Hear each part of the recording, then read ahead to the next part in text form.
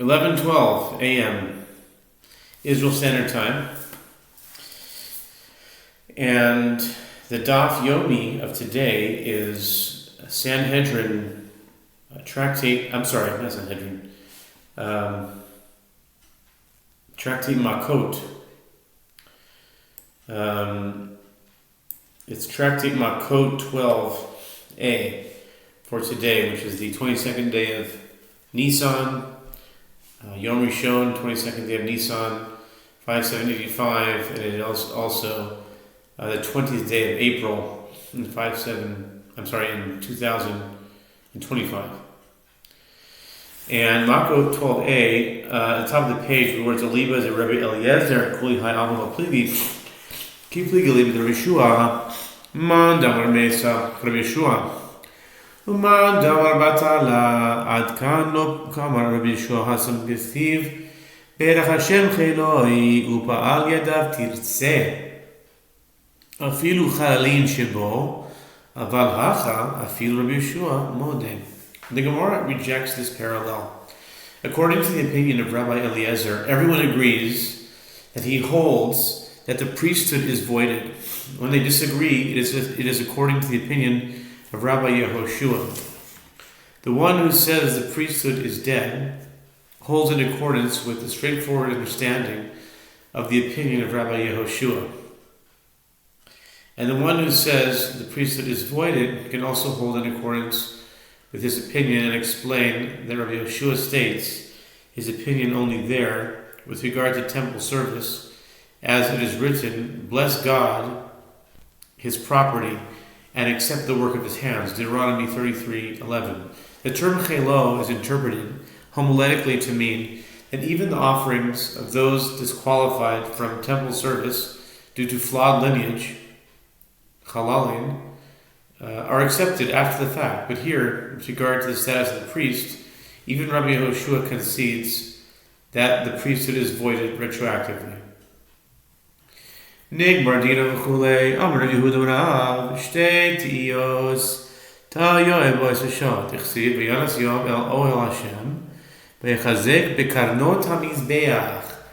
The Mishnah teaches if the verdict of a murderer was decided at a time when there was no high priest, and likewise in the cases of one who unintentionally killed a high priest, and in the case of a high priest who killed unintentionally, the unintentional murderer never leaves the city of refuge, and one who is exiled may not leave the city at all, even if the Jewish people require his services, and even if he is the general of the army of the Jewish people like Joab ben Zeruiah, he does not leave the city of refuge ever.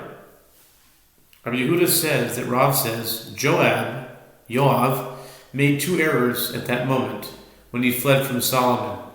As it is written, and Joab fled to the tent of God and grasped the horns of the altar. 1 Kings 2:28.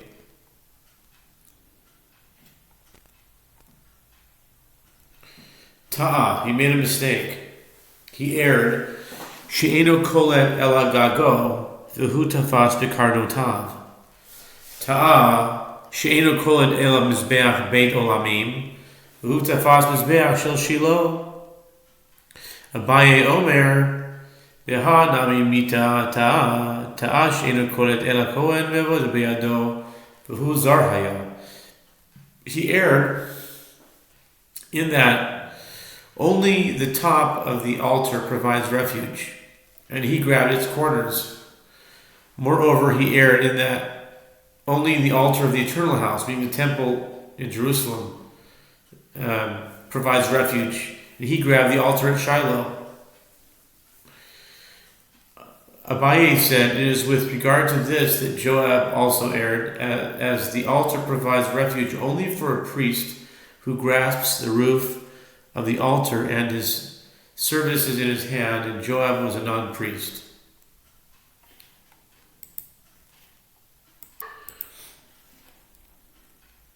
Amrish Lakish, Shalosh Tios Hasid, Sarosh Ramilitos, Tichsiv, Mize Bo Me'edom, Chamutz Begadim Mibatzra. To'e She'enu Koletes El HaBetzer. והוא גולל לבצרה, טועה שאינו כולל את זה השויגג, והוא מזיד היה, טועה שאינו קולטת אלא אדם, והוא מלאך הוא. Apropos errors, the Gemara cites that Reish Lakish says the angel of Rome is destined to make 3 errors. As it is written, who is this who comes from Edom with crimson garments from Botzra? Isaiah 63:1, which is a parable for God's arrival after killing the angel of Rome in Botzra. The angel of Rome will err in that it is only the city of Betzer that provides refuge, and he exiled himself to Botzra. He will err in that it provides refuge only to an unintentional murderer, and he was an intentional murderer. And he will err in that it provides refuge only to a person, and he is an angel. Amar Rebahu Aramiglat lo nitnu likvoe dichtiv ומגרשיהם יהיו לבהמתם ורכושם לכל חייתם. לחיים ניתנו ולא לקבורה, מיטבי, שמא שם תהא דירתו, שם תהא מיתתו, שם תהא קבורתו. רוצח שאני תגלי ברחמנם. The Gemara resumes its analysis of the Mishnah. Rabbi Abahu says cities of refuge were not given for the purpose of burial of unintentional murderers within them, as it is written with regard to the Levite cities. And their open land shall be for their cattle, and for their property, and for all their beasts. Chayatam, Numbers 35:3. And from which it is derived for life, they are given, but not for burial. Even Levites who reside in these cities are buried beyond the open land surrounding the city. The Gemara raises an objection to this from the Mishnah's interpretation of the term that he fled there, Numbers 35:25, from which it is derived, there shall be his dwelling, there shall be his death, there shall be his burial. The Gemara answers, a murderer is different, and the merciful one revealed concerning him, and he is to be buried there. That does not apply to the other residents of the city. Keshem shir koletes ukulei uraminu v'yashev ba v'lo bitchuma. Amar Abaye lo kashia kan niklot kan ladur. The Mishnah teaches, just as an unintentional murderer is admitted to the city of refuge, so he is admitted to its outskirts located within the Shabbat boundary. And the Gemara raises a contradiction from a Braita with regard to that which is written concerning the unintentional murderer, and he shall dwell in it. Numbers 35:25, from which it is inferred in it, but not within its boundary. Abaye said this is not difficult. Here the Mishnah is referring to the unintentional murderer being admitted to the city, with which provide refuge from the blood redeemer, who may not kill him there. There, the Braita is referring to the place where it is permitted for the murderer to dwell, meaning within the city itself and not on its outskirts. Ladur tepukle de ein osin sadeh migrosh, lo migrash sadeh, v'lo migrash ir, lo ir migrash. Amar Rav Sheshes lo yitzcha la mechilois. The Gemara asks, why is it necessary to state that the murderer may not dwell on the outskirts of the city?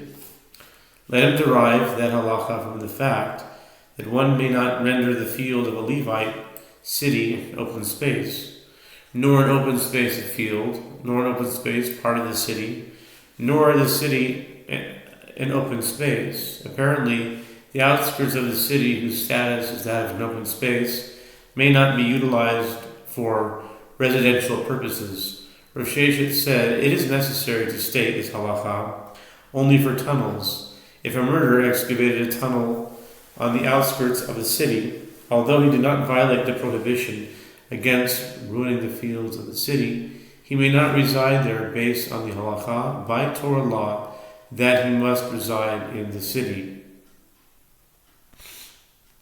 רוצח שיצא חוץ לתחום. תנו רבנן, ירוצח גואל אדם ורוצח מצווה ביד גואל אדם. אין גואל אדם רשות ביד כל אדם. דבר רבי יוסי הגלילי, רבי עקיבא אומר רשות ביד גואל אדם וכל אדם חייב אדם. The Mishnah teaches a dispute between Rabbi Yossi Aglili and Rabbi Akiva with regard to a case where the unintentional murderer emerged beyond the Shabbat boundary of the city of refuge, and the blood redeemer found him there. The sages taught that, as is written, and the blood redeemer finds him outside the border of his city of refuge, and the blood redeemer murders the murderer. He has no blood. Numbers chapter 35, verse 27. It is a mitzvah for the blood redeemer to kill him. And if there is no blood redeemer available to fulfill this mitzvah, it is optional for any person to do so. This is the statement of Rabbi Yossi Haglili. Rabbi Akiva says it is optional for the blood redeemer to kill him, and any other person is liable for killing him. My time with Rabbi Yossi Haglili. What is the reason or the opinion of Rabbi Yossi Haglili? Mikativ im rotzeach, Rabbi Akiva mikativ yirzach. He says, it is written, if the blood redeemer murders the unintentional murderer, he has no blood. It states, and the blood redeemer murders the murderer, indicating that it is a mitzvah. And Rabbi Akiva says, it is written, the blood redeemer shall murder.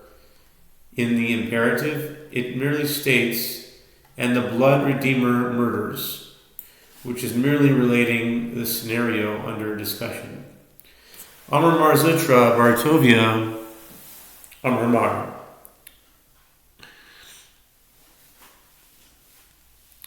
רוצח שיצא חוץ לתחום ומצאו גואל הדם מהרגו נהרג עליו. כמן, לא כרבי יוסי הגלילי ולא כרבי עקיבא. On a related note, the Gemara cites that Mar Zutra Bartovia says, that Rav says, in the case of a murderer who emerged beyond the Shabbat boundary of the city of refuge and the blood redeemer found him there and killed him, the blood redeemer is executed for killing him.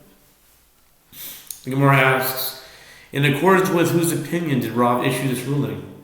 He issued it neither in accordance with the opinion of Rabbi Yossi Haglili, who maintained that there is a mitzvah for the blood redeemer to kill him, nor in accordance with the opinion of Rabbi Akiva, who says the blood redeemer has the option of killing him. Hu d'amar ki hai tana ditanya Rabbi Eliezer omer ad amdo lefnei ha'ida lemishpat ma tamud lomar lefi shene'emar v'ratzach ha'go'el hadam et harotzeach v'yachol miyad tamud lomar ad amdo lefnei ha'ida lemishpat.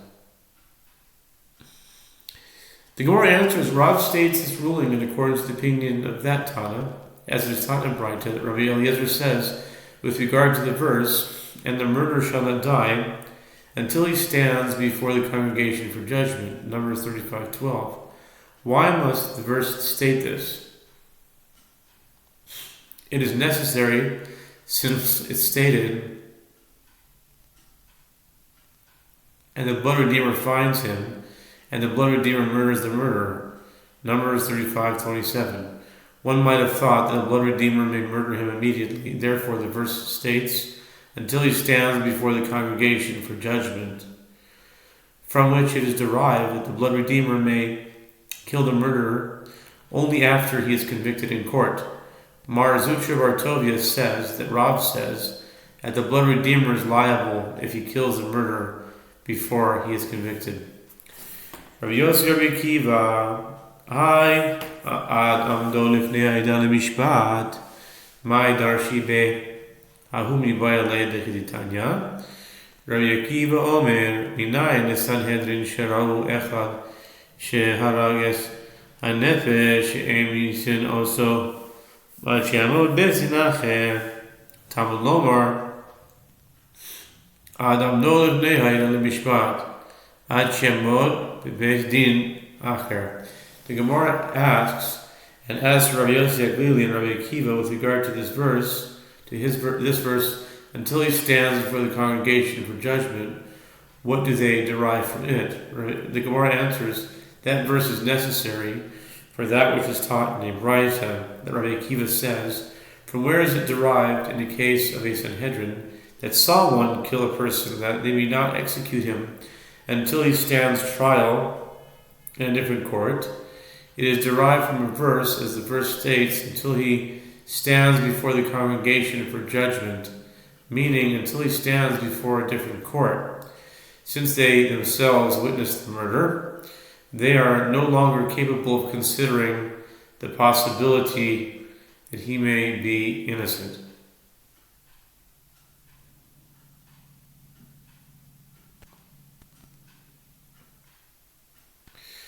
Tanu Abana,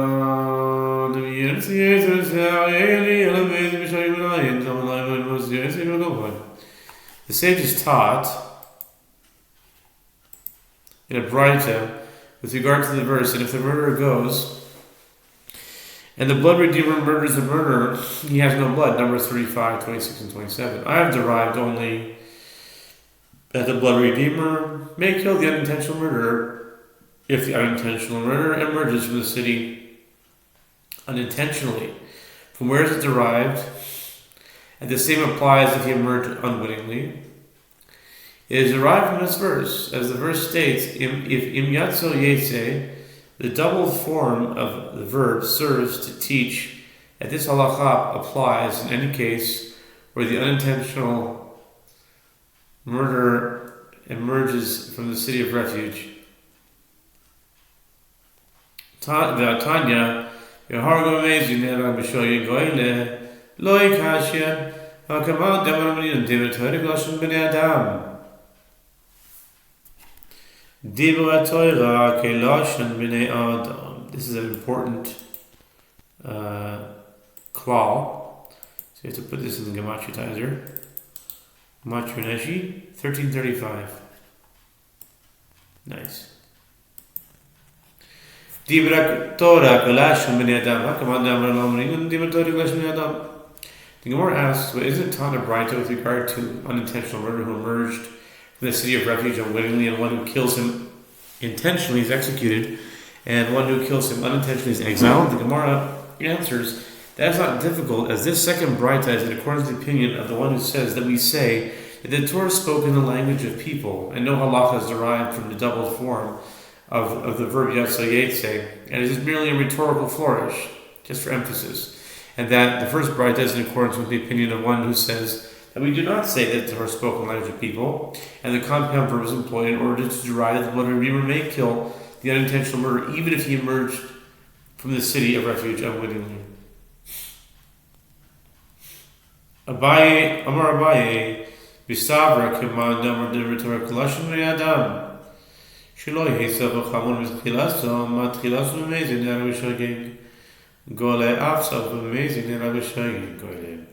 Abaye said, it stands to reason that the halakha is in accordance with the opinion of the one who says the Torah spoke in the language of people, and the blood redeemer is liable for killing an unintentional murderer who emerged from the city of refuge unwittingly, in order to ensure that the ultimate punishment of the unintentional murderer when he emerges from the city of refuge will not be more severe than his initial punishment when he is sentenced in court. Just as with regard to his initial punishment for murder, if he killed unintentionally, he is executed, and if he killed intentionally, he is executed, and if he killed unintentionally, he is exiled. So too, with regard to his ultimate punishment, if he emerges from the city of refuge intentionally, he is killed by the blood redeemer, and if he emerges unwittingly, he is returned to exile in the city of refuge.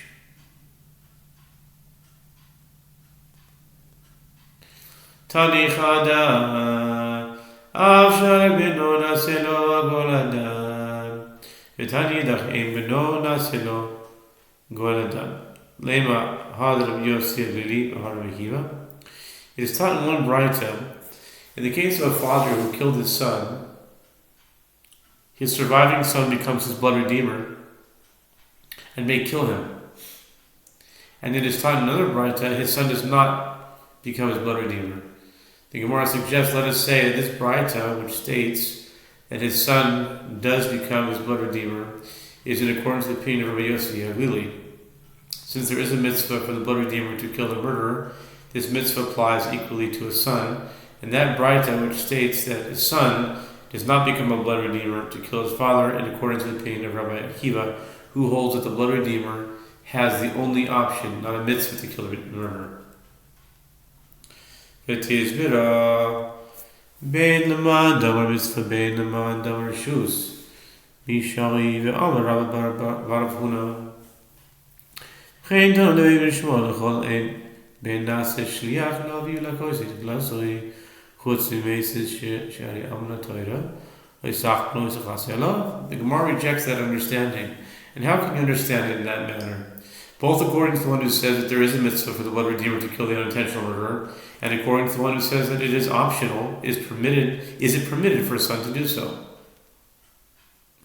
But doesn't Rabbi Bar Huna say, and likewise the school of Rabbi Yishmael taught, with regard to all transgressions of the Torah, even if the father is liable to receive lashes or be ostracized, the son does not become an agent of the court to flog his father or to curse him, apart from the case of a father who acted as one who incites others to engage in idol worship.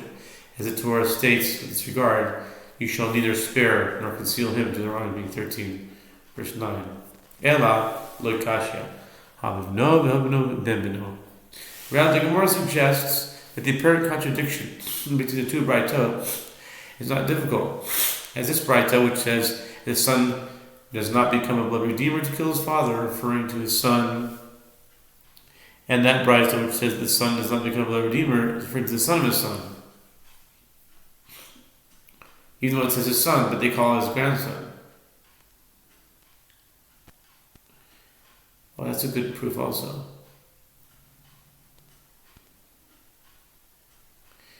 Who can become a blood redeemer to kill his grandfather, as the grandson is not required to honor his grandfather. 62 and 12. Yevamah 62 and Makos 12a. Grandson is not required to honor the grandfather as he is required to honor the father. Okay. Even though the Brisa said Beno clearly, but they say it's Ben Beno. You can just read into it and say that son means grandson. How can you change that meaning? Apparently a son and a grandson can be interchangeable. And that's the end of that. New Mishnah. The Mishnah says, Ilan shu omein b'soch hatzachum, v'nofel noten l'chutz hatzachum, omein chutz hatzachum v'nofel noten mitoch hatzachum, hakol holech achar hanof. Mishnah, it's a new Mishnah. The previous Mishnah teaches that the halachic status of the outskirts of the city is like that of the city itself in terms of the unintentional murder being provided refuge there. The Mishnah adds, with regard to a tree that stands within the Shabbat boundary of a city of refuge, whose boughs extend outside the boundary, or a tree that stands outside the boundary and its boughs extend inside the boundary, the status of the tree, whether it is considered inside or outside the boundary, in all cases follows the boughs. Gemara says, Ramenu, I will ask you a question. Ilan shu omed b'toch apanim v'note lachutz, o omed b'chutz v'note lifnim, mineged choma v'lifnim kilifnim, mikeneged choma lachutz kilachutz. Gemara, and the Gemara raises a contradiction from a Mishnah, Master Sheni 3:7, taught with regard to a second tithe. Second tithe produce must be consumed within Jerusalem or redeemed outside Jerusalem. With regard to a tree that stands within Jerusalem and whose boughs extend outside the city wall, or a tree that stands outside the city wall and whose boughs extend inside the wall, the principle is the halachic status of any part of the tree that is above the wall and inward is part of an area within the wall, and the halachic status of any part of the tree that is above the wall and outward is that of an area outside the wall. Apparently, the trunk does not follow the boughs, and the boughs do not follow the trunk. The status of each part of the tree is determined by its position relative to the wall. Maser. Miklat koramis. Maser chometela rachmana. Miklat bidirat ala rachmana. The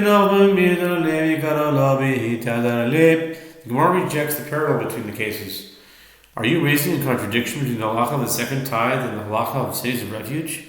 With regard to the halacha of the second tithe, the merciful one made the status of the tree dependent on the wall. And with regard to the cities of refuge, the merciful one made the status of the tree dependent on the dwelling. One can dwell in its boughs, one cannot dwell in its trunk. You can dwell in its boughs? I don't know about that. Okay, maybe under the boughs. Okay, therefore, with regard to cities of refuge, the halachic status of the tree is determined by the boughs.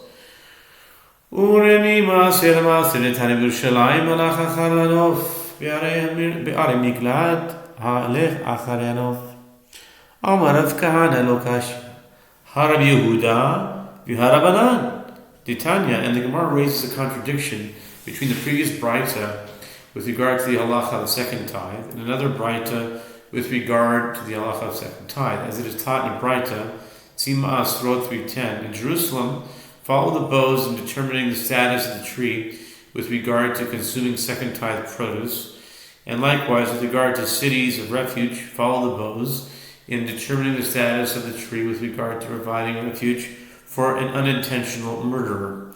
Rav Kahana said this apparent contradiction is not difficult, as this Braita is in accordance with the opinion of Rabbi Yehuda, and that Braita is in accordance with the opinion of the rabbis, as it is taught in Braita with regard to partaking of second tithe produce in Jerusalem.